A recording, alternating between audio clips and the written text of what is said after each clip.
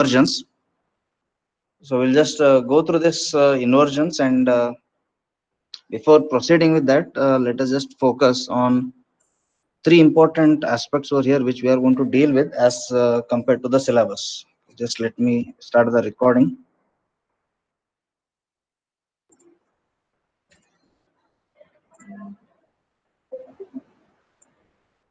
Okay. So what we are dealing here with is types of kinematic chains. Okay. So I'm focusing on this point before proceeding with the syllabus of inversions.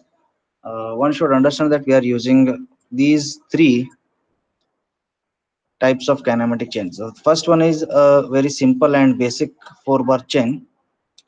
The second one is a single slider crank chain, and the third one is double slider crank chain. Okay. So coming to the first one, just let me show here. Okay, simple 4-bar chain consists of 4 links, out of which one link is fixed, as I'm showing you here. Okay, so the fixed link, that is one. Okay, so this is one, and we are having the crank which keeps on rotating about a fixed point. So that is our link number two, and the connecting rod is the link number four, and the one which oscillates is called as the rocker or the oscillating link, that is link number four. So basically, we are having 4 links which are connected with joints such that there exists some relative motion, and it performs the required function. So this is our 4-bar mechanism. Okay. Coming to the second one, that is single slider crank mechanism. So here also we are having 4 links, but we are going to have a slider which I'll be showing you now. So we are having one link, that is a crank, which is connected to a fixed link as shown in figure, and then we are having a slider at the end of the connecting link in this fashion. This slider is also again moving on a fixed path only, or fixed link or ground. Okay. So how does the labeling come into picture here? The fixed link becomes our link number one. The crank which rotates about a fixed point, it becomes link number two. This is a connecting rod, so this becomes link number three. And we are having a slider which keeps on moving in x-axis, positive x or minus negative x. So that is our link number four. So we are having 4 links only connected with each other such that relative motion exists. But in these 4 links, one of the link is a slider over here. So that is why this is considered under single slider crank chain. Instead of one slider, if I am using more than one, that is 2 sliders, then it becomes double slider. We'll be seeing the examples of this in the next slides. So these are the basic 3 chains which I'll be dealing to explain the next syllabus. Okay. So again, before starting, let me just explain the inversion. What is a inversion here? So what I'll do is I'll just draw one simple mechanism here. I'll use a highlighter. Okay. Say I have one link which is fixed as shown in figure. Then I'll go for another link. There's a crank shown in purple color. Then I will be having one connecting link, and at the end I am having one rocker or oscillating link. So just let me number these links. The fixed link, I'm going to number it as 1. The purple crank over here, I'm going to number it as 2. The green link as link number 3, and the black one as link number 4. Okay. So what is this? This is basically a 4-bar chain, and since one of the link of the chain, that is the red color link, is fixed, it becomes a mechanism. Okay, this is a 4-bar mechanism. So whatever I've shown over here, it is known as a 4-bar mechanism. Now for this existing 4-bar mechanism, I can, instead of fixing link 1, I can fix link number 2, and then I can obtain a different kind of motion. Similarly, instead of link 2, I can fix link 3 and again obtain a different kind of motion. And if I fix link 4 instead of 3, again I can obtain a different kind of motion. So this process of fixing each link at a time to obtain different kinds of motion. This is called as inversion of a mechanism. Okay, so I'll repeat: fixing each link one at a time to obtain different kinds of motion. This process is known as inversion. I want you guys to tell me, for this given example that I've shown over here, how many inversions are possible? How many number of inversions can this example possess? So you can unmute your mic and tell, or you can just post in a chat box. Okay, all of you are giving correct answer, that is 3. So this is basically of whatever you have done in your kinematics of machine subject only. So for the given existing mechanism, already link 1 is fixed. So I am left out with 3 options. One is I can fix link to, this is option number 1, and get the mechanism. Or I can fix link number 3, that is the second option. Or I can fix link number 4, that is the third option. So basically for a 4 bar mechanism, we'll be getting 3 inversions. Okay, similarly for slider crank also we can find out the inversions, and double slider also we can find out the inversions. Now coming to again syllabus point of view, what we are exactly studying is, say for example, when this link 2 is fixed and we obtain that inversion, where this particular inversion is being used, that is only the application is what we are going to study here. So when link 2 is fixed, it is having some application. When link 3 is fixed, it is having some application. When link 4 is fixed, it is also having some application. So what we are studying is basically the applications of these inversions. Now, the application can be more than one also, right? When I'm fixing this link to, it will have some application, more than one type of application. So if you refer different textbooks, you might not find the inversions of 4 bar as same, listed as same thing. Some textbooks may list some applications, some other textbooks may list different applications.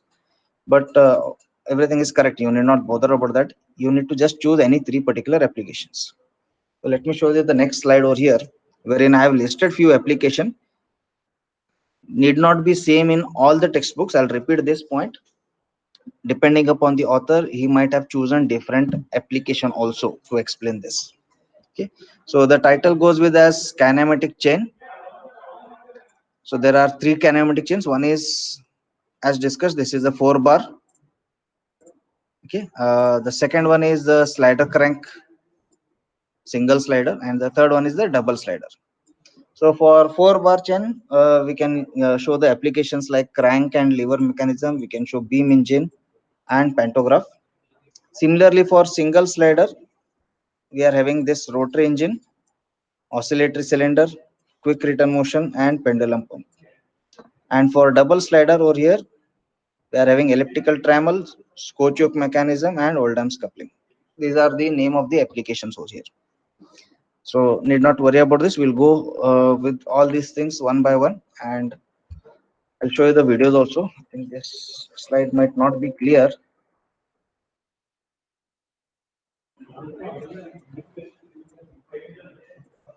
Okay, so the first application, let me just put this text box over here.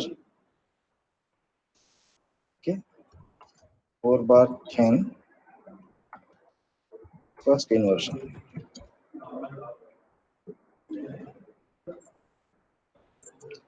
Okay, so see what I've written is the 4 bar chain. I'm going to start with this 4 bar chain. In that, I'll be explaining the first inversion. The first inversion example that we have taken here is the beam engine. Okay, a beam engine is the one which converts rotary motion into reciprocating motion or vice versa. Okay, so let us see the links, what links they have used here and what links they have fixed. The first link is AB, as you can see here, AB. This is the first link. And remember, this is not a fixed link. This is a link which is rotating. So this is nothing but the crank here. AB is a crank which is rotating about point A. Then we have the second link over here. This is a connecting rod, that is BC.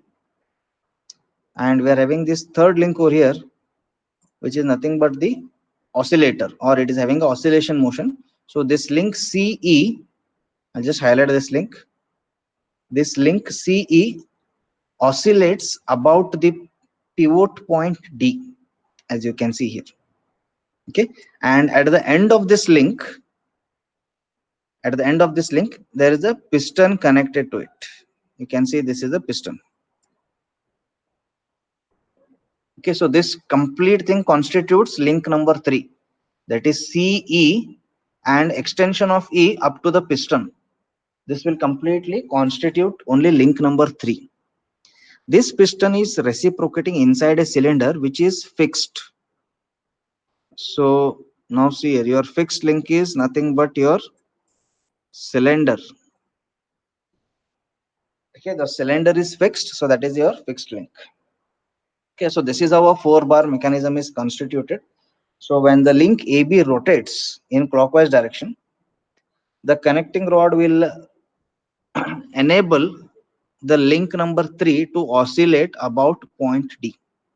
So when link 3 will oscillate about point D, the piston which is connected to the end of the link will start reciprocating inside the cylinder.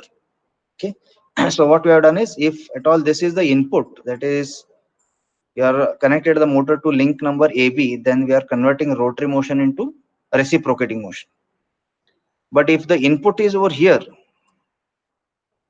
okay, if I'm giving input to the piston and cylinder arrangement only, then we are converting reciprocating to rotary. So either of the conversion can be possible using this beam engine. So let us see the video of this. Okay, so here the purple color one is the crank. Okay, so this was our link number 1. The red color is the connecting rod, which is link number 2, and the oscillator was our link number 3, and the piston, the cylinder was our link number 4. So this is how it works. As the crank rotates, you can see the oscillator will push the piston inside the cylinder, which will keep on reciprocating further. Okay, so this is the basic working. I'm coming back to this diagram once again. From exam point of view, what you're supposed to do, you're supposed to draw this 2D sketch and give a very brief explanation only in 2 lines. I'll just tell you what explanation is needed. Just you go on mentioning the links, that is AB represents link number 1, which is the crank, which rotates about point A. BC represents the connecting rod, which is link number 2. CE represents link number 3, which has oscillation motion about point D. And the vertical reciprocating motion is nothing but the piston which is reciprocating inside a cylinder which is fixed, that is nothing but link number 4. So this 2-line explanation is sufficient for this inversion. I'll take a small pause and you let me know if you have any doubts that you can ask, or if not, then I'll proceed with the next inversion. Sir, the extension part from the joint E till the piston, you considered that one to be a part of link 3. Yes, But there exists a relative motion in between those two parts. So aren't the two different links? Because in the previous class, the welded part is took as a single link because there was no correct. relative motion. Yes. So here See, this should. yeah, for this the answer is our objective is we are going to go on fixing each link at a time and try to obtain the specific motion. Okay, now you can answer yourself now. Suppose I'll just, for this link number 3, okay, let me not take, I'll just draw here. Okay, just observe this what I'm doing. I'm just drawing a 4-bar mechanism.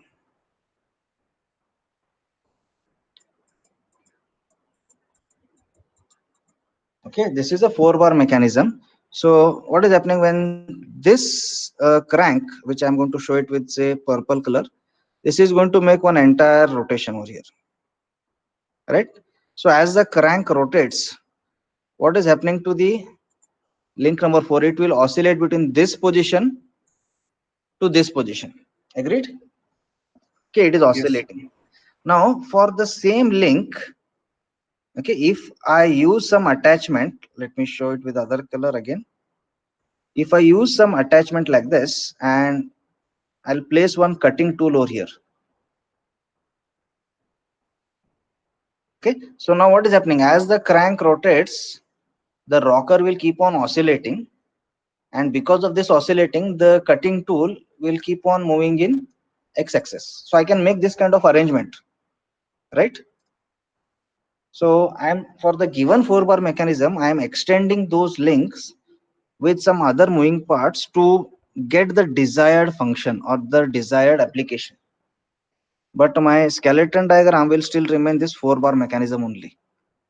So in a similar way, whatever you are seeing now, this is happening here. Okay, so link 3, for link 3, we have given the additional attachment over here, which is going to act as an application for us. And your fixed link will become the cylinder. This is an additional link which is a part of the application. Okay, sir. Got it. Okay. So let me go to the second one now. This is the second inversion. Okay. The title is coupling rod of an locomotive. So locomotive is nothing but the alternate name for the train. So here in the diagram is very simple. What we need to observe is link number 1, that is AB, which is a crank, and link number CD, that is link number 3, which is also a crank. Both are of equal length and parallel to each other. Yeah, we need to ensure these conditions before designing or finalizing the mechanism. So these two links must be of same length and parallel to each other. Similarly, link number 2 as well as link number 4 are also equal in length and parallel to each other. So I'm using the parallel symbol over here. With this condition, if I'm connecting the engine part or the motor to link number AB, which is the crank.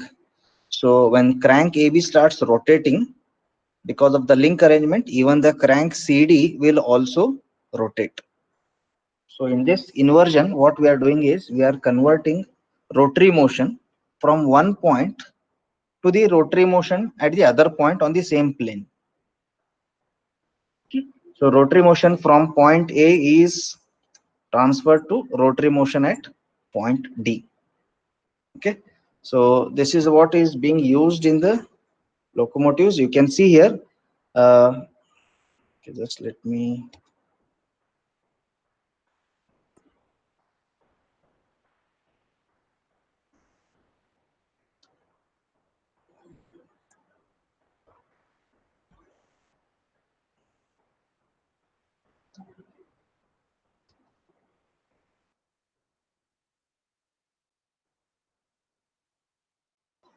Okay, so here this is one crank. Okay, let me show it in which color? Blue color. So from here to here, can you see whatever I'm marking? Is it visible? Let me put it in black color. Is it visible? This is the one crank, and from this point to this point, we are having another crank. So these are the two cranks which possesses, that is link number 2 and 4, or maybe 1 and 3, whatever. And between these two cranks, we are having this connecting rod over here. Okay, and what is the fixed link? It is nothing but the chassis from this particular axle point to this axle point. Okay, that is nothing but our fixed link. The distance between the center of one wheel to the center of the another wheel is fixed. The distance is not changing, so that constitutes the fixed link. The cranks are same, that is the wheel diameter will be same, and the wheels are connected with the connecting link, that is the red color which you can see over here. So because of which, when the one wheel is rotated, the another wheel is also rotated along with the same direction and the same RPM. If someone was about to ask me some doubt, unmuted your mic. Any doubts in this? No, Yes, Ganesh. sir. Like no, sir. I actually unmuted to say that the color was visible. Okay. Okay. So if this concept is clear of coupling rod of a locomotive, then we can proceed. Again, with respect to write up, as I said, you just need to mention which pair of links are having same length and parallel to each other. That is link 2 and 4, link and 1 and 3. Okay, so the objective of this inversion is to transfer or transmit the rotary motion to rotary motion from one point to the other point, both lying along the same plane. The next or the last inversion of this 4-bar mechanism is known as Watt's straight line mechanism. It's the name of the scientist, Watt. So here again the setup is very simple. It constitutes of 4 links. I think if the image is not clear, I'll just pull it up.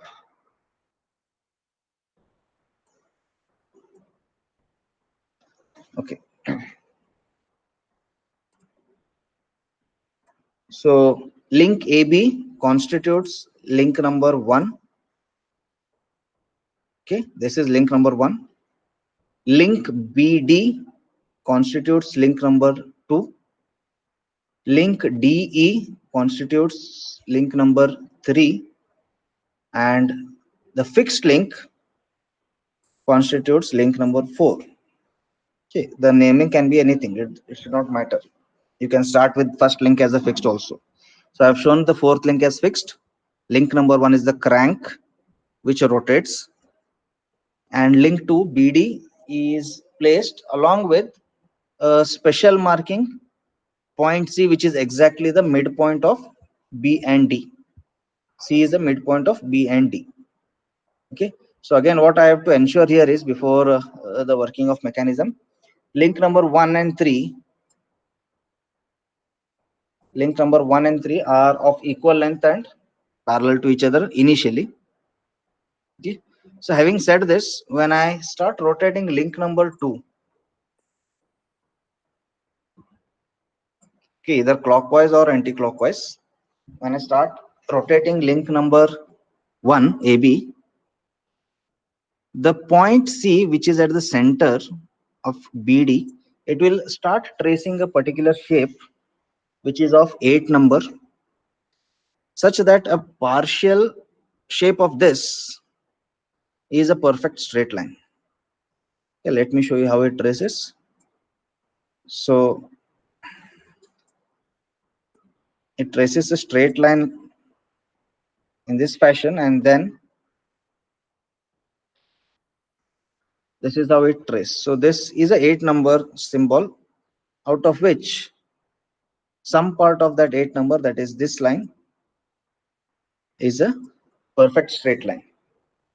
Okay, remember the shape 8 number will be possible only if I rotate the crank AB by 360 degrees. If I keep on rotating it partially, then it will only trace this straight line path. Okay, to have this particular curve and 8 number, you need to rotate it by completely 360 degrees. Just let us see the video over here.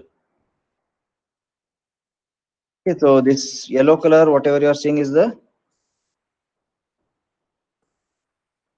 midpoint, and it is supposed to trace C.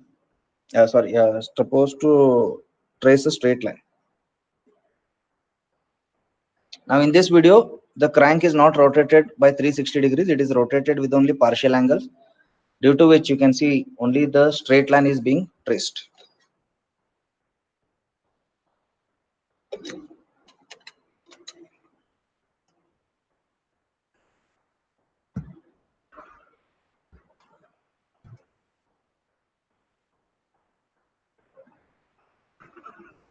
Okay.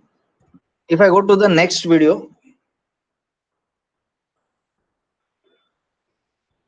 uh, just a simple 3 ice cream sticks. This ice cream stick is pinned over here to the cardboard. Even this ice cream stick is pinned over here to the cardboard, and the center ice cream stick, at the midpoint, pencil has been placed over there, so that to see what type of shape the tracing will happen. So with this, let us see how the working of this will take place.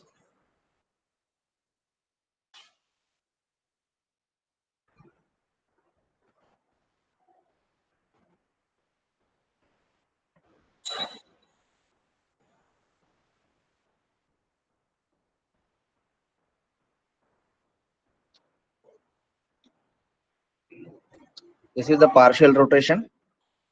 Now this is the complete rotation of the crank, which enables that 8 shaped tracing.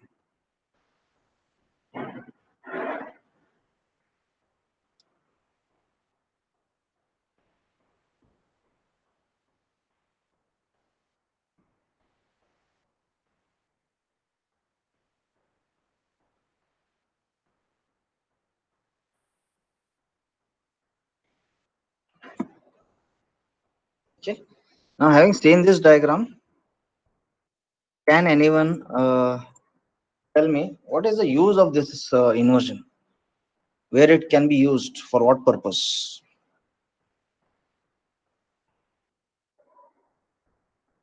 Anyone?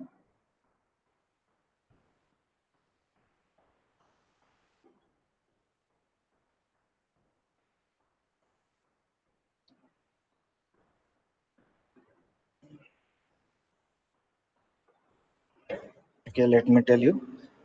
Suppose we are having a particular machine in which the material removal or say a cutting operation has to be carried out along a straight path. So one option is I need to place the tool along the guideways, which will guide it to move exactly in a straight line. Or else I can attach this particular mechanism to the tool. That means the tool is going to be placed at this point C, and due to the oscillation of this link AB, the point C will ensure that it will move along a straight line, and the cutting operation or the material removal operation, whatever you want, will be happening along a perfect straight line. So no need of guideways here. So you can eliminate the guideways by using this particular mechanism. Just one simple example what I've told. Okay. So we'll take up one more.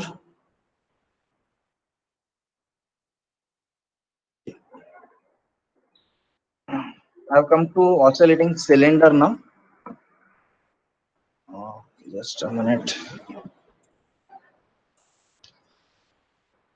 This is single slider.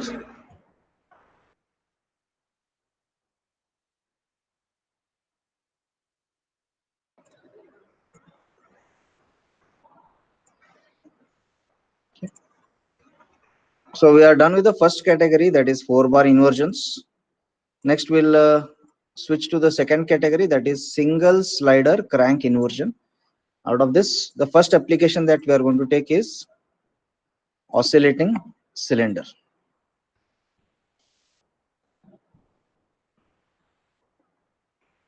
So this is the diagram on here. Let me explain you. So the first link I'm going to consider link OC, which is nothing but the crank, which rotates about the point O.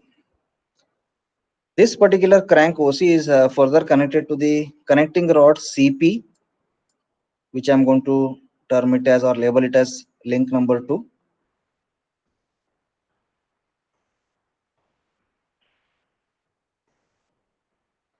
So CP is a connecting rod, which is link number 2, with the slight twist here. The end of this connecting rod CP, at the end of this, that is at point P, we are having a piston which is fixed to it. Okay, in other words, you can say it is welded.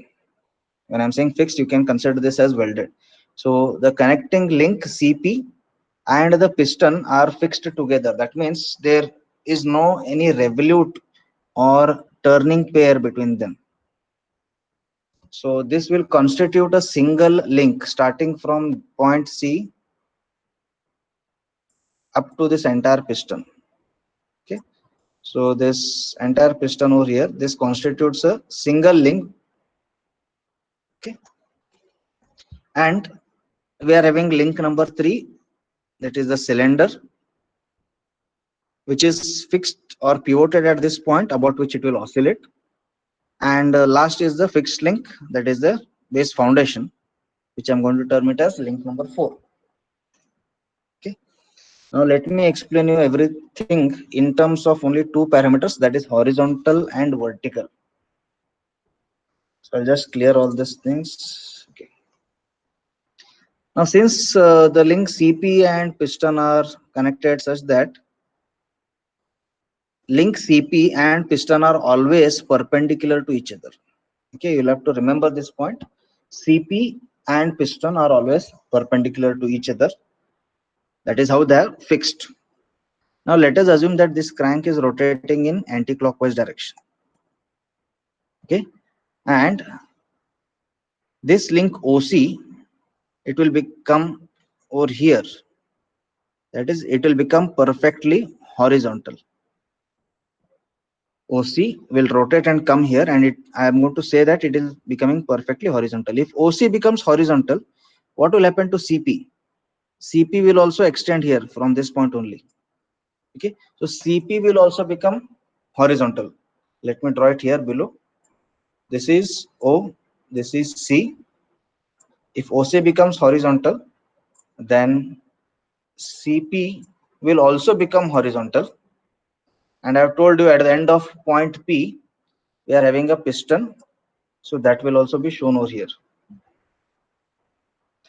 Okay. I hope you can see what I'm drawing here. Is it visible? Sir, can you label it above so like it is out of screen? Okay.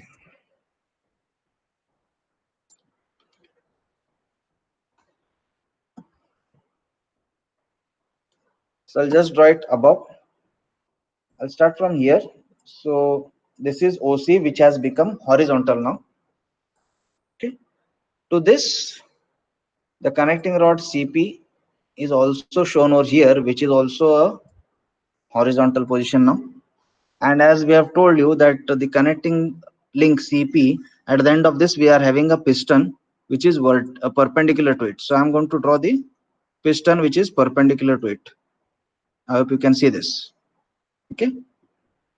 Now you guys tell me, if piston is perfectly vertical, then what will be the position of cylinder? The cylinder has to become perfectly, yeah, horizontal. So I'm going to draw the cylinder over here, which is perfectly horizontal.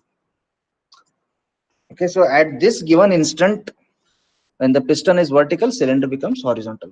At the next instant, the orientation of the piston might change. Accordingly, the orientation of cylinder will also change. So what we can conclude here is, as the crank keeps on rotating, the orientation of piston will keep on changing at every instant. And to incorporate that inside the cylinder, the position of the cylinder will also keep on changing at every instant. How the cylinder is changing its position? About this particular pivoted point, it will keep on aligning itself such that the piston will keep on reciprocating inside the cylinder. Okay, that is why the name is oscillating cylinder. So this is the one of the inversion of single slider crank inversion. Let us just take the video of this.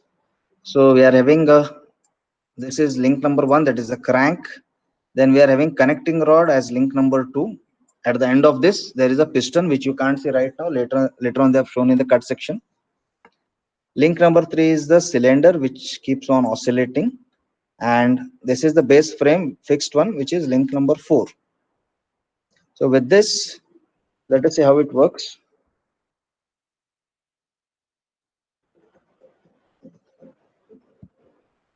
So as the crank is rotating, we can see the piston which reciprocates inside the cylinder keeps on oscillating about the pivoted point.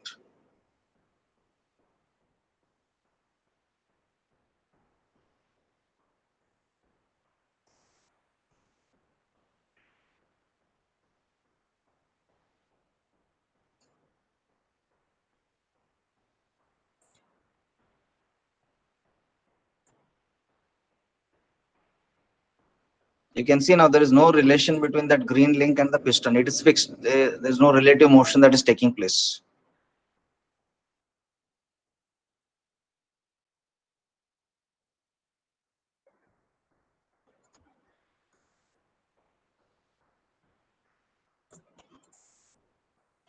Okay. So at this particular joint, usually one might think that there is a revolute joint a turning pair can take place. But because it is fixed, if it was turning pair, then there is no question of oscillating the cylinder. But because it is fixed, and to align the piston every time, we need the cylinder to oscillate. So this is how the working of oscillating cylinder takes place. Please let me know if you have any doubts. Yes, Sahil Patel for Hacksaw. Yes, it can be used the straight line mechanism. Absolutely correct.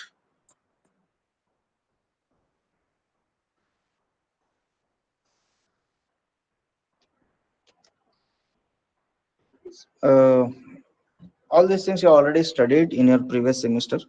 Anyways, I'll be sharing you this PPT, which includes the sketches as well as the video animation of this, so that it should be easy for you to understand. And please remember, there's no much theory here. All you have to just write the links which are represented by the specific applications and which links are fixed. So only those two lines description is required. The main part is the sketch which you need to do.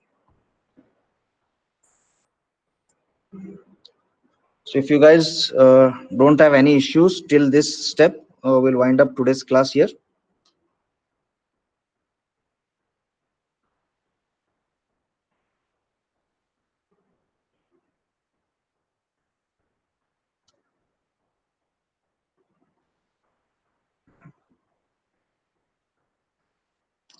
And if you don't have any doubt, you can leave the meeting. I'll stop the recording now.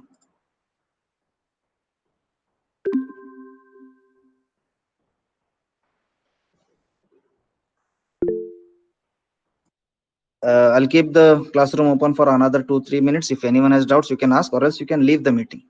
Okay, thank you.